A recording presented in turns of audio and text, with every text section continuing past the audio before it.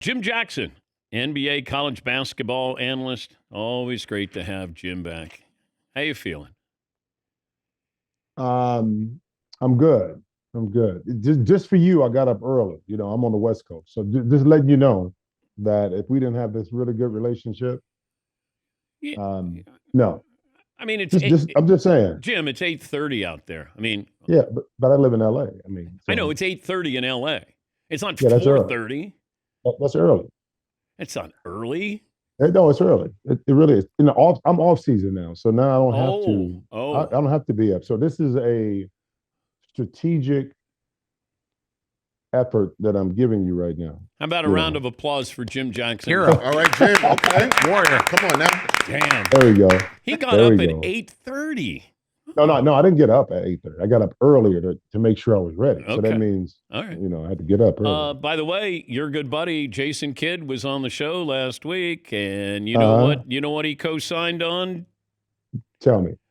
That he sicked out on that shooting contest when he was with the Mavs. That he what? He got sick. He didn't. I flew down to Dallas. I told you the story. You didn't believe me. No, I still don't. Marvin, did Jason Kidd admit that he was afraid to shoot against me when he was with the Mavs? Jim, I know you think DP is lying, but J. Kidd confirmed his story. Okay, but how did he say it is the key? Because he could just be placating you to make sure that you keep your credit. So now you're calling Jason Kidd a liar. No, I said placate. See, understand the language is that Jason is that kind of player. And coach. It's all about the team. It's not about him. So if you say it, Jay's like, okay, yes, Dan, you know what? I didn't want to get embarrassed.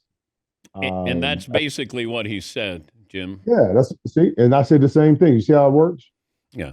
I'm just saying that you questioned me as a journalist, and that hurt. Well, I questioned the one-on-one part, and that's shooting. No. I'm still waiting for that. Oh, no, I'm not playing him one-on-one. I'm just shooting. But no, well, you and I'm not passing up on that opportunity right now. You should be able to beat me. All right, let me talk some basketball. Okay. I don't know what Jaylen Brown is talking about, but feels like he might get in trouble for saying this about the referees in the playoffs. It clearly had an agenda, like maybe because I spoken that was critical of the refs in the regular season.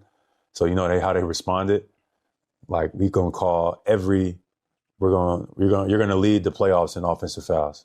That's how that was the response from the officiating crew. You could clearly tell, and I've actually spoke to some refs and they said it was agenda going into each game. So anytime Jalen brings his arm up, just from reputation, just call it. Paul George does the same thing. Jalen Brunson does the same thing. Shit, I can go down the list. It's a basketball play, whether y'all believe it or not.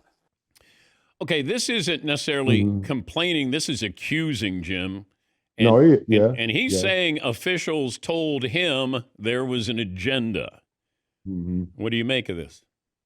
Well, it's tough because if that's a conversation he had, it's tough to dispute that. We don't know how accurate or if it is really accurate.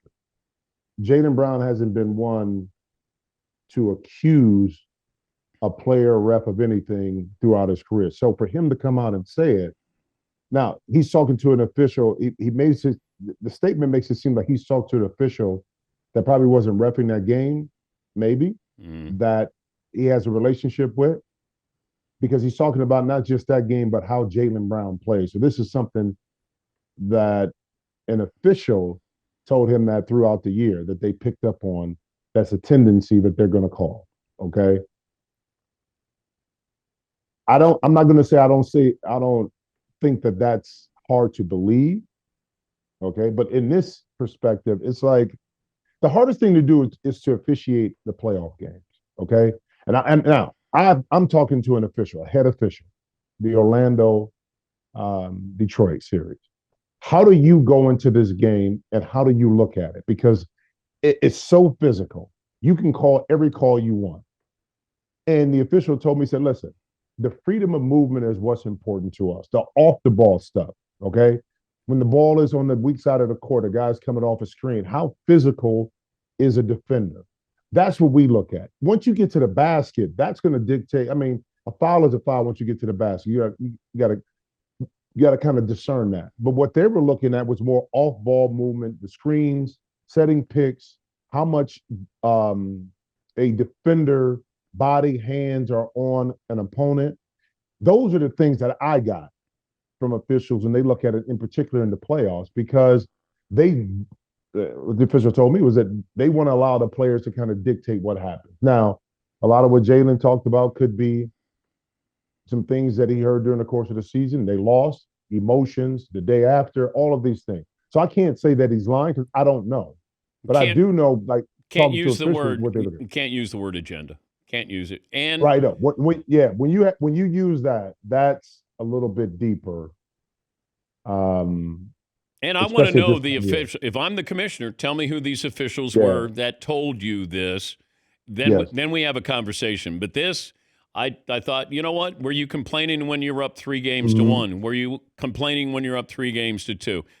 You guys all would flop. You'll sell a foul. I mean, there's part of that in sports that they've acknowledged that. They've rewarded that with a lot of these guys. And if Embiid's flopping, Embiid's not calling the foul against you when he just flops. It's up to the official, not Joel Embiid.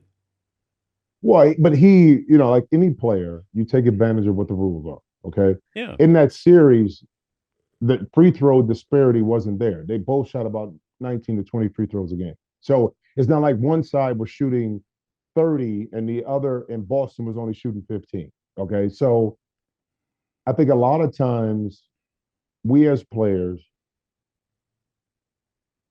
get into a situation, especially after a loss, and you go back and look and say, well, this player is getting this call. Joel Embiid always got those calls. Certain players are always going to get certain calls. You, Jaylen Brown, Jason Tatum going to get certain calls that other players don't get. Now, is it to the level that Joel Embiid may get? Maybe not. But the main players I don't care what sport it is. In football, a quarterback may get hit a little bit more or a little bit less, and they're going to get the benefit of the doubt, just depending on who that quarterback is, right? Like it or not. It's in baseball, certain guys who are hitters are not going to get strikes called. And I'm not saying it's right, but I don't think an agenda, to me, now, again, I don't think the word, like you said, the word agenda is a little bit too harsh, but that's Jalen's feelings, right, wrong, or indifferent, based on the information that he's downloaded and got. So a lot of times when you ask an athlete to be honest and they give you an honest answer, then you want to push back on it. Well, he's telling you his story, his truth from what he said he's been told. Okay, but if I acknowledge, if he's telling the truth, then tell me the entire truth. Tell you the name. Yeah, tell you the name. That's all. Exactly. Just tell me if they said there's an agenda. We're talking to Jim Jackson, NBA analyst. What chance do you give the Sixers against New York? I'll give them a big chance. This is and the reason why is because they got dudes, man. They can play. They play hard. Maxey, Paul George is playing phenomenal basketball right now. Edgecombe, Kelly Oubre, and then of course Joel Embiid. So in the playoffs, Dan, it's all about a lot of things happen because of matchups. Cleveland, Toronto, you're like, but length, size, athleticism, able to defend at the rim. That's a problem with Philly because you have Maxey. No one from a matchup. Just think about the matchups. Okay, from New York to Philly, Embiid and Maxey are going to force New York defensively into different rotation, which are going to open up other opportunities. Not even talking about Paul George when he gets going. So you have 3 individuals that you got to lean to, tilt the court to, that's going to cause you to get bodies off of bodies. So now offensive rebound, second shot opportunity, open spray out threes, whether that's in transition or half-court offense. That's what Philadelphia does, and they put you in that situation as a team because of those 3 individuals. And you don't have these back-to-back games, so Embiid should be able to play in these games. And Paul George. What chances do you give the Lakers against OKC? With no Luka, Can they get a game or two? Yeah. I mean, LeBron, and it's funny because with Austin Reeves back, he gives you that offensive punch, right? With Luka back, if he gets back, they give you that offensive punch. I mean, there's no question about that. But on the flip side of that, there are liabilities on the defensive end. And what this Lakers team was able to do against Houston, which is the perfect matchup in the first round. Again, I go back to matchup. Houston Rockets were perfect for the Lakers in that first round because not having a playmaker at point guard for Houston, not having Kevin Durant, despite LA not having Luka and Austin Reeves for bulk of that series, it played out well. Well, OKC is a different animal because they attack you and approach you in a totally different way. And they're going to seek out mismatches. So they're going to seek out Austin Reeves, even LeBron. Now you add Luka to that. Yes, he's going to give you 32 points a game, but defensively is where there would be a drop off that in this series against that team with OKC. Things that you got away with against Houston, you can't get away with against OKC. You just can't. What do you think Steve Kerr should do if the options are stay with the Golden State Warriors or go to ESPN? That's tough because it's so nuanced within what Steve has been through and where he's at in his career. Because on one end, it's like Popovich. Popovich wanted to stay through Tim Duncan. We heard a lot of that noise. Like when Tim Duncan retires, Pop is out because they're tethered together, in some aspect. Well, by hook or by crook, Steve is kind of tethered to Draymond and also Steph. Steph is like, I can go another 3-4 years. You know what I'm saying? And continue to play. But I tell you what, it's a heck of a position to be in. Think about it. How many coaches who have been as successful as him that have struggled in the last couple of years still have that opportunity to make that kind of decision from the outside looking in? Whatever the relationship is with the organization, you can always have a backdrop and fall back to say, I can be a coveted person that ESPN wants, not only wants, but wants to pay. That's a heck of a position to be in. But I think he would step that relationship. I think knowing Steve, that he'll sit down and talk to Steph about what's next. Now, I think he's also tied to Draymond. If Steve leaves, I think there may be a shift in culture, and that may affect Draymond Green on what happens in the future. Yeah. So it's a lot of moving parts within that dynamic, but I think he has to make a decision sooner than later. How about a round of applause again for Jim Jackson? Warrior. Hero. Last night was rough. It was, had a lot of stuff going on this weekend. And, I figured that, coming on your show, if I wasn't prepared and prepped, then, I can't represent myself. So got up earlier than normal to ensure that this would happen. So incredible.